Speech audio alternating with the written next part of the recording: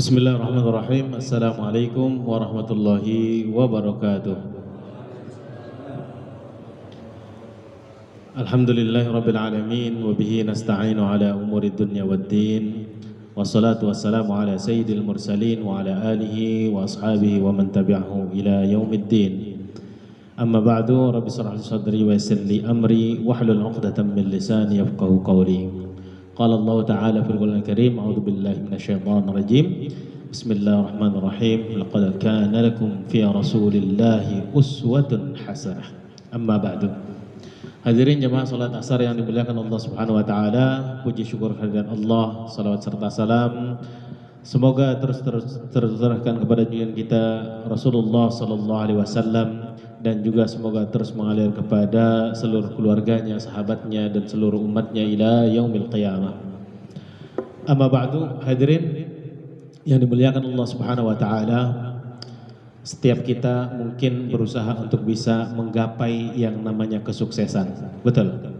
Setiap kita berusaha untuk bisa menjadi orang yang bisa dibanggakan. Betul. Siapapun kita, masing-masing kita berusaha untuk bisa menjadi orang yang bisa dibanggakan orang lain. Baik itu di tempat kerja, baik itu di tempat manapun, pengen menjadi orang yang bisa dibanggakan.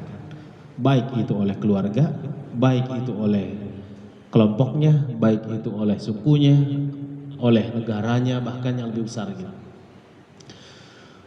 Yang umum di masyarakat, kalau berbicara masalah kerjaan ini, kapan orang itu bisa dikatakan keren atau sukses gitu ketika mendapatkan sebuah pekerjaan? Kira-kira pekerjaan apa yang orang merasa bangga dan bisa dikatakan keren gitu? Kerja apa? Jabatan ya. Kerja di kantoran gitu ya.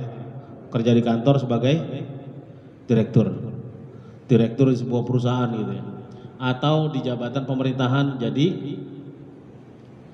oke lah, gubernur. Mungkin untuk kelas kita ini rada sulit untuk bisa capai. Kerjanya di mana anaknya? Anak saya mau kerjanya di kantor camat ya. Bangga gak orang tuanya ketika dia ngomong di keluarganya yang rata-rata petani? Bangga gak? Ketika ngomong dengan tetangga-tetangganya, bangga gak? Kenapa? Kerjanya di kantoran, kantor camat. Lebih keren lagi kantor gubernur. Ada lagi, anak saya mah alhamdulillah kerjanya di kantor presiden. Keren gak tuh? Keren gak? Kerjanya di kantor presiden. Sebagai apa? Pokoknya orang penting dah di kantor presiden. Wah, tambah hebat lagi tuh. Iya gak? Kemudian ada orang, anakmu kerja di mana? Merbuat masjid, bangga nggak? Yang lain tadi ada yang ngomong, anak saya kerja di pabrik ini sebagai manajer, yang ini kerja di kantornya Pak Gubernur, yang ini kerja sebagai orang pentingnya Pak Jokowi, Pak Presiden gitu. Bangga. Kemudian ada orang yang merasa anaknya hanya kerja sebagai berbuat masjid. Bangga nggak dia? Bapaknya nih bangga apa enggak? Kakaknya mungkin ngerasa bangga nih, adiknya sebagai merbuat masjid gitu. Bangga nggak?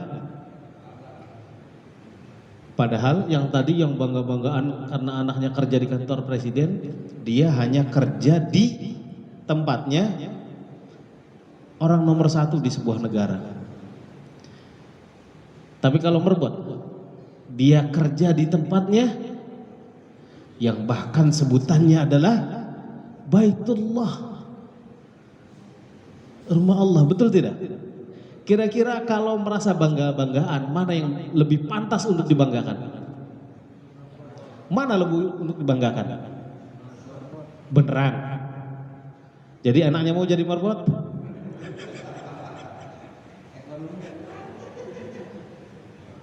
Sekarang mana yang mesti dibanggakan nih? Karena ekonominya kan atau faktor lain? Iya. Kira-kira bangga nggak Kak Jaro kalau anaknya jadi merbuat masjid? Bangga tidak? Kalau tadi dijejerkan, ada anaknya yang jadi, tadi ada yang manajer, ada yang di kantor presiden, ada yang kantor gubernur gitu, dijejerkan. Mana yang bisa, wow anak saya gitu, yang mana? Yang anaknya jadi merbot? Rata-rata ketika ngerasa anaknya jadi merbot udah langsung kalem duluan. Kenapa bisa seperti ini? Ya karena mental yang terbangun di masyarakat yang salah. Padahal ketahuilah bahwasanya dahulu ada seorang wanita berkulit hitam. Masya Allah, beliau ini mengabdikan diri untuk membersihkan masjid. Beliau bernama, sebuah riwayat menyebutkan namanya Syahdan. Beliau selalu membersihkan masjid, merapikan masjid, sampah-sampah yang ada di masjid dibersihkan oleh beliau. Lebih dikenal beliau ini dengan nama Ummu Mahjan. Ummu Mahjan. Beliau ini selalu kesehariannya membersihkan masjid. Sampai satu hari Rasulullah tidak mendapati beliau. Kok nggak ada ini? Kemana Ummu Mahjan? Bertanyalah Rasulullah kepada para sahabat, kemana Ummu Mahjan? Ya Rasulullah, beliau sudah wafat. Marah Rasulullah. Marahnya bukan karena meninggalnya, tapi marahnya kenapa? Tidak ada sahabat yang ngabarin.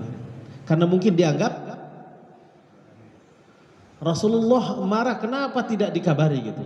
Kemudian Rasulullah mengatakan, tunjukkan saya di mana kuburnya. Diantarkanlah Rasulullah ke kuburannya Ummu Mahjan ini, kemudian Rasulullah sholat di atas kuburnya, mensolatkan jenazah Ummu Mahjan.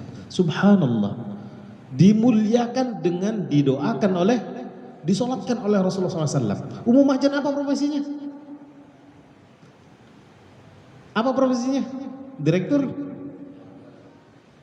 merbot masjid, yang suka bersih-bersih masjid. Subhanallah, ini luar biasanya merbot masjid ya. Makanya jangan merasa hina, jangan merasa remeh, dan jangan pula kita merendahkan mereka yang mengabdikan diri di masjid.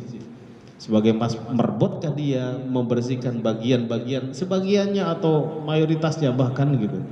Karena dahulu Ummu Mahjan bagaimana dimuliakan oleh Allah Subhanahu wa taala, sampai Rasulullah malah ketika beliau tidak ada yang mengabari kalau Ummu Mahjan ini meninggal. Siapa yang tidak pengen didoakan oleh Rasulullah SAW?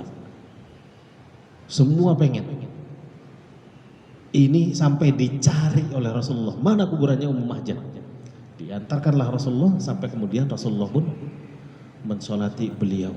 Masya Allah, dimuliakan karena apa? Karena keikhlasannya. Masalah rizki, dia dapat gaji, dia ada orang-orang yang datang memberikan, ini efek lain. Tapi kuncinya ikhlaskan diri ketika mengabdikan ke masjid. Ikhlaskan diri untuk mengabdikan, ini rumah Allah yang harus dijaga, ini tempat yang mulia harus bersih. Niatkan itu, maka Allah nanti yang akan memuliakan. Karenanya pesan saya kepada siapa saja yang menjabat di jabatan mulia ini, jangan merasa rendah, jangan merasa ini, dan kita semua pun muliakan dia, karena dia memuliakan rumahnya Allah Subhanahu wa taala. Mudah-mudahan yang sedikit ini bisa bermanfaat, kurang lebihnya mohon maaf. Hadza wa sallallahu ala nabiyyina Muhammad wa ala sahbihi wasallam. Assalamualaikum warahmatullahi wabarakatuh.